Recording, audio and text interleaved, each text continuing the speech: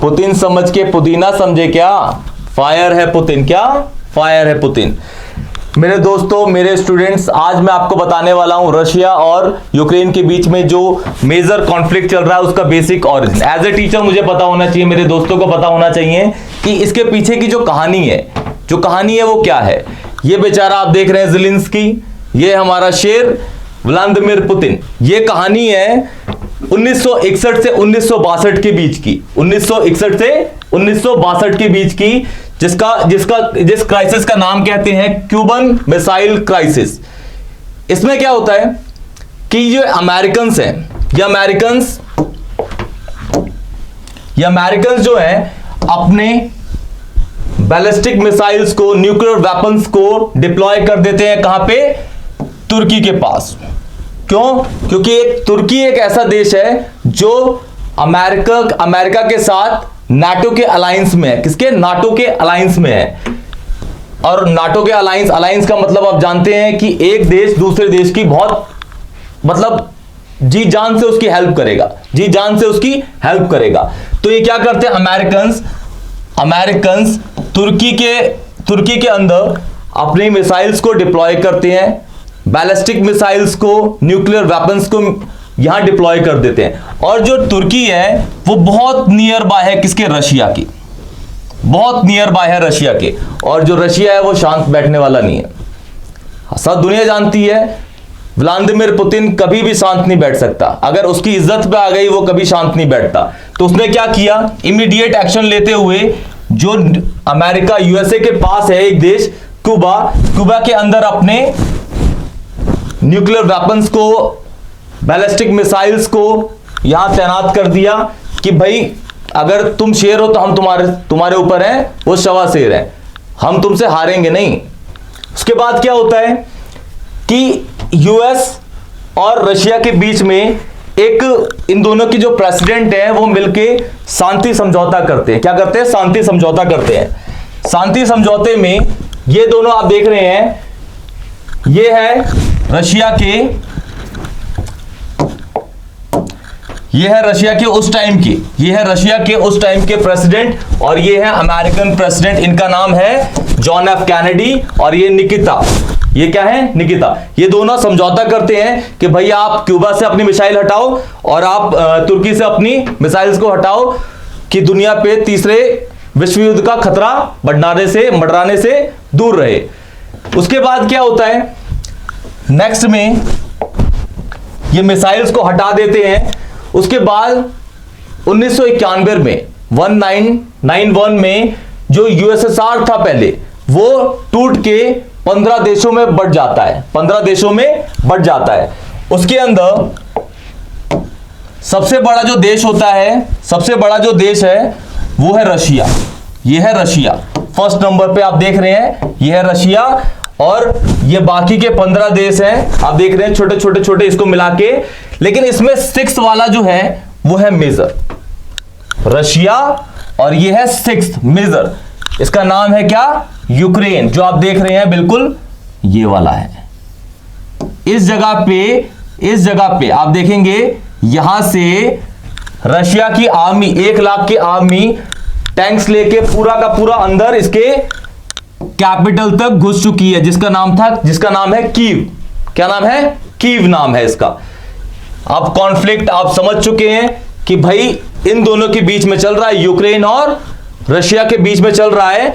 उसके पीछे का रीजन अभी आप समझेंगे इसमें। और आगे देखिए, आगे after second world war Americans ने देखा कि भाई हम ना यूएसएसआर के कंपैरिजन में बहुत वीक है, यूएसएसआर के कंपैरिजन में बहुत ज्यादा ही वीक है। तो इन्होंने क्या करा? एक अलायंस बनाना स्टार्ट किया, जिसका नाम था क्या? जिसका नाम है नाटो। जो आज के टाइम में 30 कंट्रीज को मिला के एक अलायंस बनाया गया। कितने? 30 कंट्रीज को मिला के अलायंस बना गया है। और जो नेक्स्ट कंट्री इन्वॉल्व होने वाली थी इसके अंदर, उसका नाम था यूक्रेन। क्या नाम था? यूक्रेन। इसी वजह से ये कॉन्फ्लिक्ट स्टार्ट हुआ है। अमेरिका चाहता है कि एक ऐसा देश जो बिल्कुल रशिया से बिल्कुल बॉर्डर शेयर करता है, उसे मैं अपने अलायंस में शामिल कर लूं, जिसका नाम है नाटो। क्या नाम है? नाटो। अब कोई भी मेरे घर के सामने बंदूक लेके खड़ा हो जाएगा तो भाई वो तो शांत रहेगा नहीं, या फिर मैं तो शांत रहूंगा नहीं। और मैं हूं उस टाइम रशिया, और रशिया ने बम बरसाने स्टार्ट कर दिए यूक्रेन के अंदर।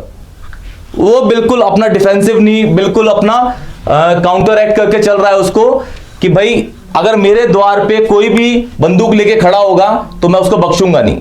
उसने सीधा बोल दिया यूक्रेन को कि अगर आप नाटो का पार्ट बनोगे, अगर आप नाटो का पार्ट बनोगे तो आपको भुगतना पड़ेगा। अगर आप नाटो का पार्ट बनोगे आपको भुगतना पड़ेगा, या फिर आप इस अलायंस से बाहर रहो।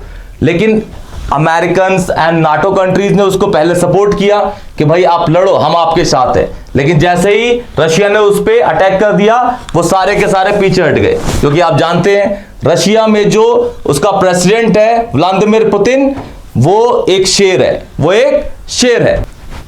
इस पिक्चर में आप देख रहे हैं, ये है हमारे व्लादिमीर पुतिन, ये हमारे व्लादिमीर पुतिन,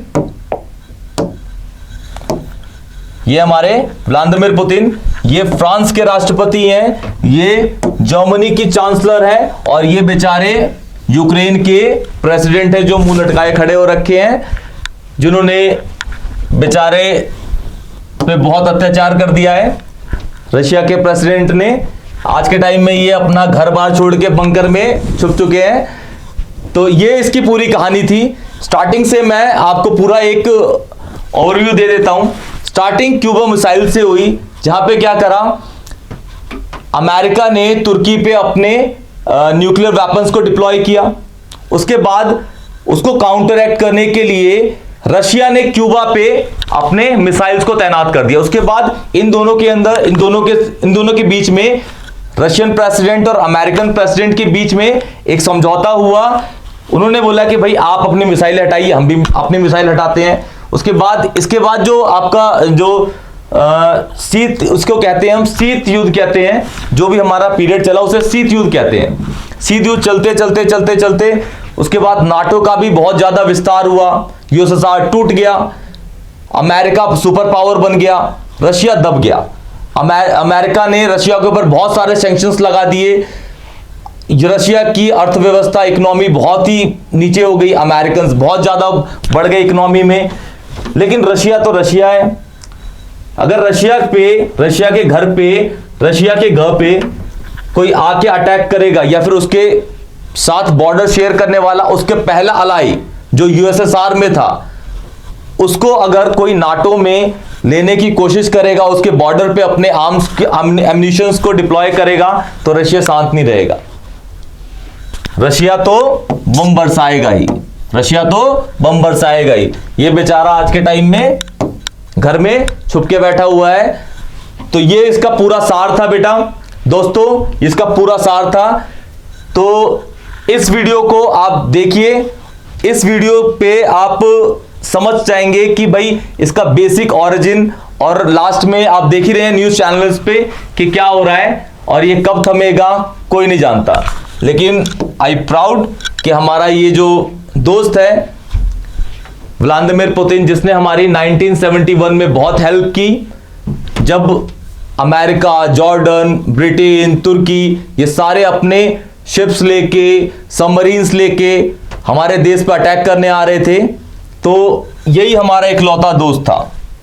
ये तो थे नहीं उस टाइम, दूसरे प्रेसिडेंट थे जिन्होंने हमारी बहुत हेल्प की और हमारे देश को बहुत सुरक्षित रखा। तो अमेरिकन, ब्रिटेन, सारी शिप्स को पीछे जाना पड़ा।